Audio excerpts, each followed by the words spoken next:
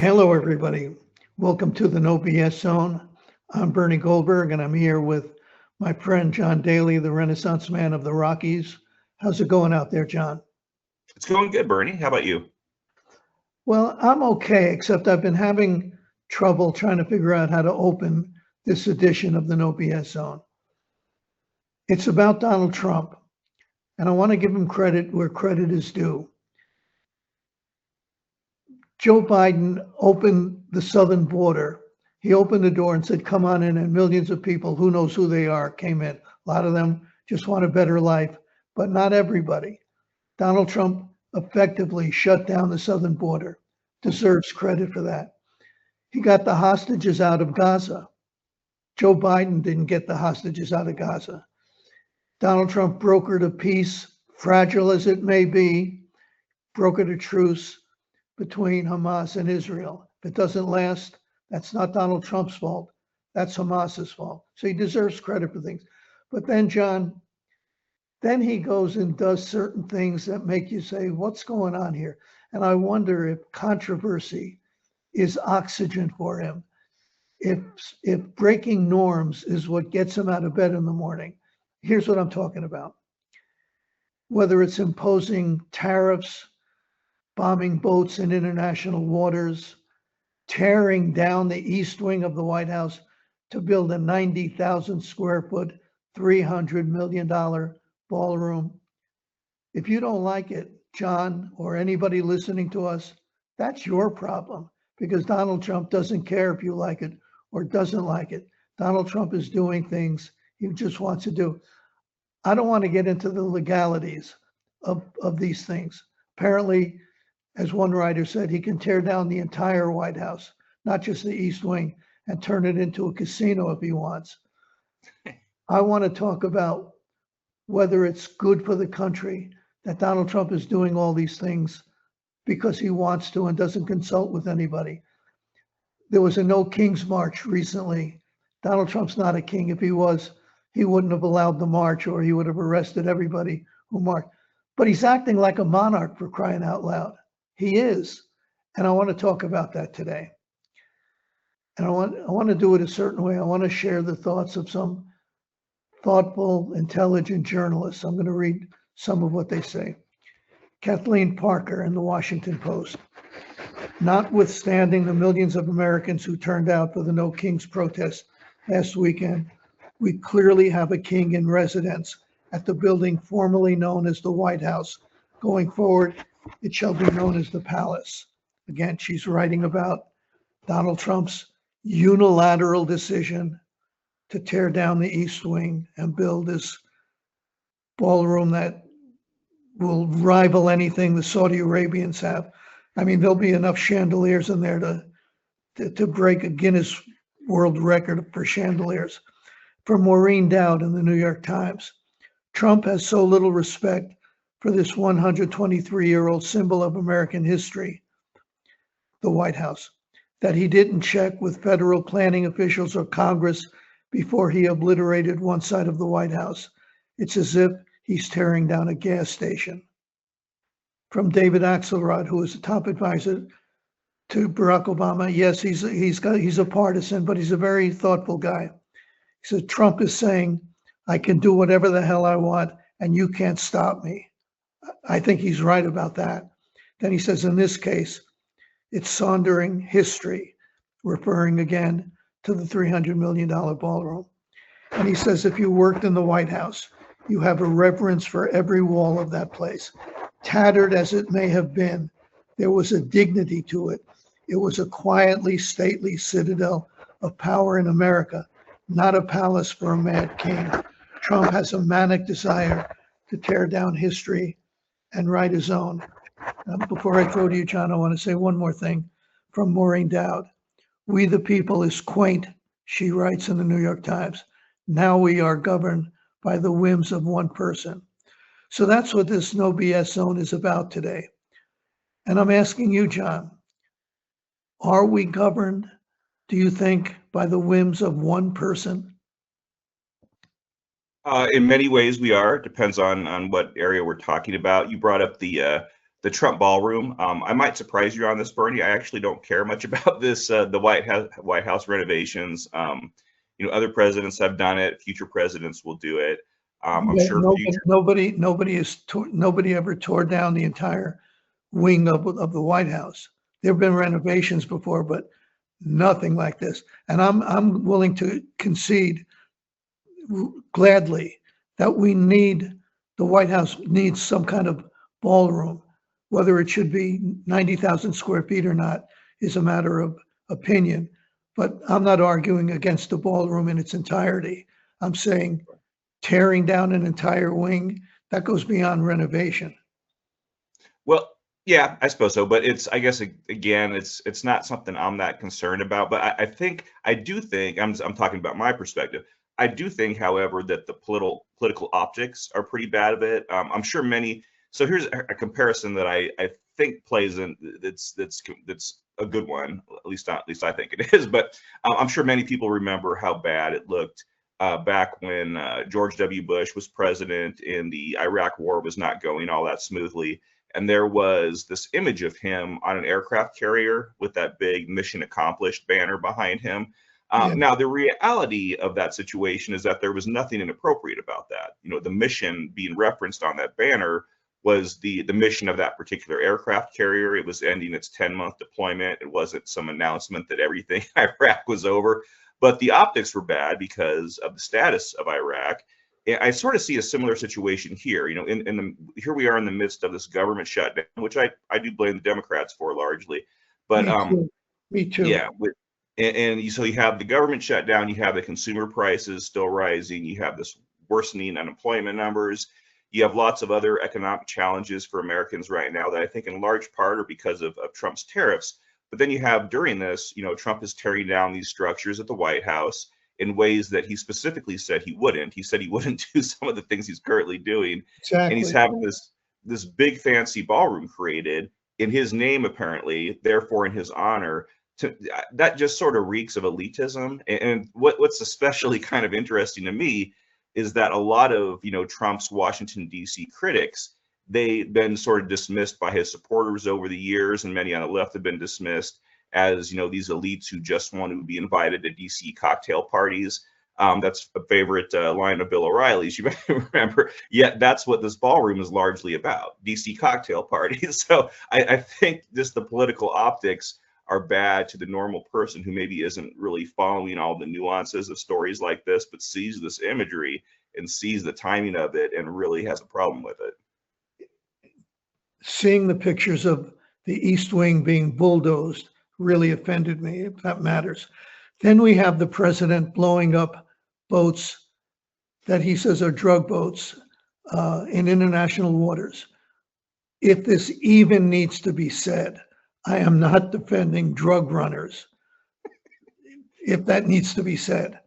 But John, it strikes me that something's not right when a president of the United States, without consulting Congress, can blow up boats in international waters because he's decided they're drug running boats, which they may be, and he's going to blow them up without. I mean, if he wants to wage war against whatever country they're coming from, Venezuela or wherever, have Congress declare war, but he doesn't want to do that. So what I'm saying is, here's another example of Donald Trump doing whatever he wants to do, and it makes me and a lot of other people feel uneasy. Yeah, to me, this is a much bigger story than the ballroom stuff. It's certainly possible, and you kind of alluded to this, Bernie, that everyone Trump has blown up as part of this operation was indeed a Venezuelan drug smuggler. It's also very possible that a number of them were not. We don't know because there was no due process. And even if they were all drug dealers, there hasn't been like a serious legal basis for what Trump is doing, nor has the administration even really presented one, at least publicly. Furthermore, you have people like, and this is sort of uncommon, but Republican Senator Rand Paul, of all people, has been arguing, and I think quite effectively, that these boats weren't even headed toward America. They didn't have the capacity to even get there. So, it should be noted, you pointed this out too, that Congress has been sort of cut out of this loop entirely. I talked to a Congressman Don Bacon the other day, and they haven't seen really much of the information on this. They're still waiting. I think what we're seeing here is Trump is kind of showing off what he can do, using the U.S. military to sort of pound this bad guy. Hopefully they're all bad guys, without having to worry about international blowback, because no one's really going to do anything about this in international waters, and Venezuela's not going. But it's sort of I see it as sort of a pseudo strongman move, and we know how Trump admires these strongman leaders. So I think he sees that someone convinced him that he can do this, and so he's doing it, and it makes our military seem powerful and mighty, and I think that's what's going on here. A good test for me, and I don't want to tip my toes into the whataboutism, because I know how much you don't like that kind of thinking. But what if Joe Biden blew up boats in the Caribbean because he said they were drug boats? Would MAGA be cheering? What if Joe Biden imposed tariffs on Canada, our best friend out there, because he didn't like a commercial on TV, Canadian TV? Would MAGA be saying Joe Biden's a great president because he's tough? What if Joe Biden tore down the East Wing of the White House? You get my point. And build a giant ballroom. Would MAGA be cheering? No, they'd be saying Joe Biden is a monarch, and he's not. We don't have kings in this country. But that's what Donald Trump is doing. So let's move on. Sure. Donald Trump is demanding. I'm going to read from the New York Times, because this is about Donald Trump wanting to sue the Justice Department because of how it treated him under Joe Biden. From the New York Times, President Trump is demanding that the Justice Department pay him about $230 million in compensation for the federal investigations into him. This, according to people familiar with the matter, who added that get this, John, any settlement has to be approved by senior department officials who defended Donald Trump and who he put in place, and in some cases were personal attorneys for him in cases that he was on the wrong side of. I'm tempted to quote Channel Joe Biden. Come on, man. This is a bridge too far, right? Yeah. It's just Donald Trump does, let me at least give him a say. He said, I was damaged very greatly, and any money I would get, I would give to charity. Yeah, okay, maybe yes, maybe no. He added, I'm the one who makes the decisions, and that decision would have to go across my desk. And get this, and it's awfully strange to make a decision where I'm paying myself. Yeah, it is awfully strange. It's unprecedented. Nothing like this has happened. And it's one more example of Donald Trump, I believe, waking up in the morning and saying, what can I do today to cause chaos? Well, I think, just to clarify for people, the cases Trump is seeking, I guess, restitution for aren't the New York cases, which Bernie and I agree were politically motivated. These were the federal ones that Jack Smith worked on, which I think were entirely legitimate. The classified documents one in particular was pretty open and shut. I mean, that was a very strong case. Trump only escaped prosecution for these cases because he was reelected. And now Trump wants the Trump DOJ to award him this $230 million because he was indicted over things that I think it's very clear that he did. Whether or not everything would have held up in court, but he did the actions that are listed in these indictments. And of course, Bernie would be he can say it's going to charity. Who knows if that would be the case? It could be a Trump charity, probably no, but it would be the U.S. taxpayers, you and I, everybody listening to this, who would be flipping the bill. I think that's absolutely corrupt. You said it's unprecedented. I think it's corrupt. What we've seen a lot of Trump supporters make a big deal out of the fact that he won't accept just the basic presidential salary. It's like $400,000 a year. But he is looking for ways all the time to get money out of this presidency, whether it's his the coins, whether it's the Bible stuff, whether it's the crypto stuff, which is I think a huge huge issue. You see how he's using the pardon power. People are lobbying him for pardons and they're getting them. So I think this is just another unfortunate example of him seeing, how can I personally benefit from this? And he sees this as an opportunity. And I don't know if it's so much to get people talking, although he loves people talking about him. But I think part of it's just, he wants to soak this presidency for all it's worth for him. And I think this is just another example. Let me quote John, an ethics professor at Pace University in New York. His name is Bennett Gershman. He said, "What a travesty. The ethical conflict is just so basic and fundamental. You don't need a law professor to explain it." And every time, let me add this, every single time I think Donald Trump has gone too far, I've been wrong. I thought he went too far when he made fun of that journalist who had either neurological or some kind of physical disorder, and Donald Trump was shaking, and imitating I thought he went too far. I thought he went too far when he said John McCain wasn't a hero, even though John McCain could have been let out of prison early. And he said, "I'm not going." He told the North Vietnamese, "I'm not going unless all my men come with me." But Donald Trump said he's not a hero because he doesn't like people who get shot down. I thought he went too far when he said Muslims were on the building in Jersey City, looking over at the World Trade Center and cheering when it came down. Every time I think he goes too far, I'm just wrong. And I want to end later in a minute or two with where do you think this is heading? But let me go on to another thing. My Monday column this week. So far, Donald Trump has gone after James Comey. He's gone after Letitia James. He's gone after John Bolton. I don't know who's next. Adam Schiff, Liz Cheney, Special Prosecutor Jack Smith. I don't know. Maybe you're next, John. You don't like him. I understand. Let's use just one example. I understand that getting even is an understandable, I think, human trait. Letitia James ran saying she was going to get Donald Trump. She ran for Attorney General of New York State saying, "I'm going to get Donald Trump." How do you do that and get away with it? So can you really blame Donald Trump? This is a rhetorical question. Can you really blame Donald Trump for wanting to get even with her? I can't. I don't blame him.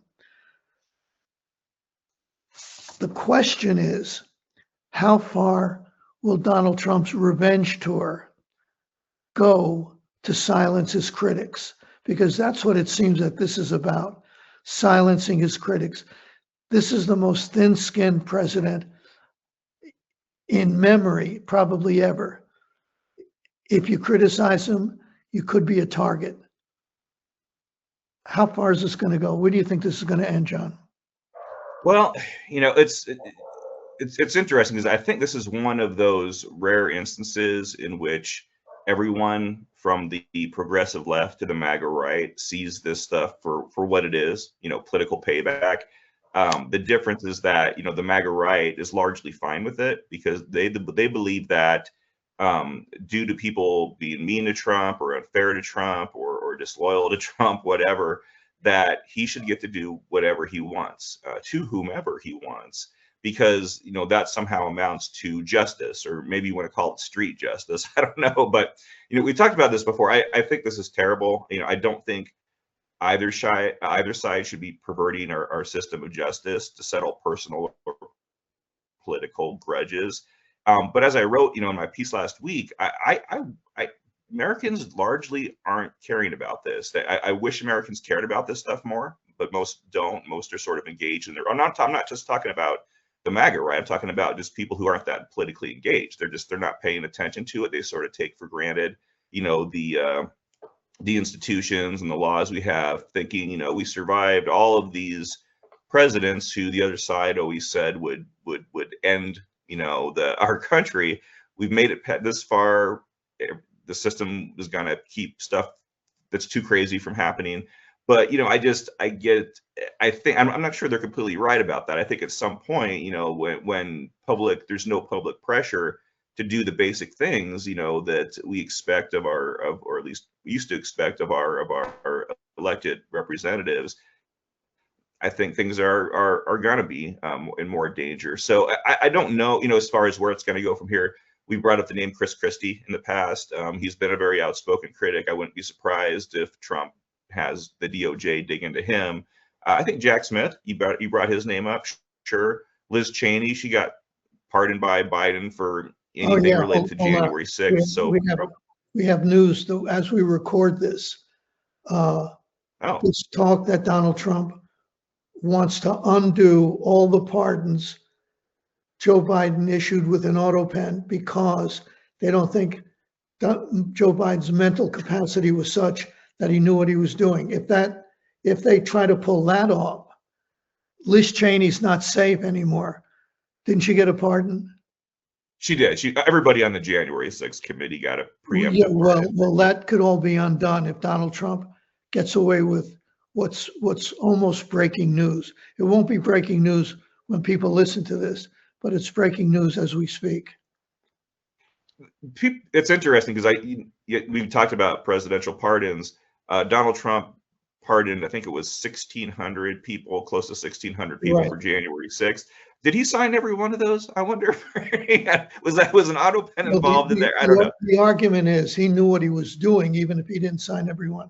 And Joe that's Biden, that's a good point. I got to believe that. Yeah, I think Biden for January 6th, for Hunter Biden, I have a trouble believing that Biden didn't know what he was doing with those. But yeah, it's George Santos though. He got pardoned, Bernie. That was exciting recently. So we're just seeing a lot. Pardons are in the news a lot this year. Let me make 2 points. One, Donald Trump again has done a lot of good things, notably shutting down the southern border. Again, Joe Biden's, to his shame, he opened it up, letting millions and millions of people in. A lot of them we don't know who they are. And the getting the hostages out is a very big deal. And forming alliances with Arab countries is a very big deal. And then he does all this other crazy stuff. So I want to make 2 points. One, he does it and gets away with it because there's nobody in Congress, virtually nobody in Congress. And by virtually, I mean not 51%, but 95% of Republicans in Congress won't stand up to him. It's not the Republican Party anymore. It's a Donald Trump party. You like it, stay with the nominal Republican Party. If you don't like it, get out like I did. The other point I want to make, I've commented often, maybe too often, that Donald Trump says a lot of things that aren't true. Sometimes knowingly not true, which makes it a lie. Sometimes he's just sloppy. But he said one thing early on that is absolutely true. He said, I could shoot somebody on Fifth Avenue and I wouldn't lose any votes. Damn right. He wouldn't lose any MAGA votes, that's for sure. And the reason we did this segment today, John, this edition, is when a president can do whatever he wants, even when we agree with a lot of it. You don't know where it's going to lead, and it could lead to some very dark places. My last word. Absolutely. And we get, this is it's common for a lot of hardened Trump supporters to dismiss criticisms from people like you and me as Trump derangement syndrome. And the difference, and Bernie, you use TDS to describe others. If you're standing on principle, if you're standing up for the law, if you're consistent on these things, and you're criticizing Trump from a position of consistency, again, that's not deranged. That's just normal. That's actually being much more objective than the people that are saying that we have TDS. Because again, if Biden were doing any of these things that we described today in this episode, the right would be outraged, and they should be. And that's a nice simple test. If you're outraged that Joe Biden would do something, but not when Donald Trump does it, you don't have any principles. Right. Principles are dead as far as you're concerned. You're just a partisan hack who will agree with anything your team says. And it's true of the left as well as the right. Nobody has clean hands in this. And in the case of Donald Trump, he needs guardrails because he's too impulsive. He hasn't done anything yet that got us into real serious trouble, but anything is possible. I'm done for the day. How about you, John? Oh, I think that's all I got, Bernie. This was a very uplifting episode. The topics we talked about. So, yeah, it's. I think it's worth talking about these things. I know it makes some listeners upset that we do this, but we care about this stuff. We care about the rule of law. We care about norms in the presidency. When Biden would defy these things, we called it out, and we're going to do it with Trump as well. Let me end with the way I always end, and I hate doing this because I hate asking for support, but we need more people to sign up. We need a bigger group, and the only people who can help do that or have a big say in doing that are you, the people listening to us now. Please get a gift subscription for somebody you like or somebody you don't like. The holidays are coming up. You don't have to wait for Christmas or Hanukkah or whatever holiday you celebrate. Thanksgiving is coming up. Halloween is coming up. Come on, we need help. I hate saying that, but we need your support. Help us out. That's it. Go ahead, John. I got to say again, the Emperor is coming through, Bernie. I've been watching him. I've been keeping an eye on him. One of our loyal subscribers. He is getting more gift subscriptions for his friends, and so he's giving the gift that keeps giving. So thank you, Emperor. We really appreciate it, and we need more of you. We have some people who are really loyal. I read your comments and all that. I appreciate the intelligence and the civility, and I hate asking for your help, but we need your help. So that's it. Thanks. Have a great week. Have a great day, great week, and we'll see you next time.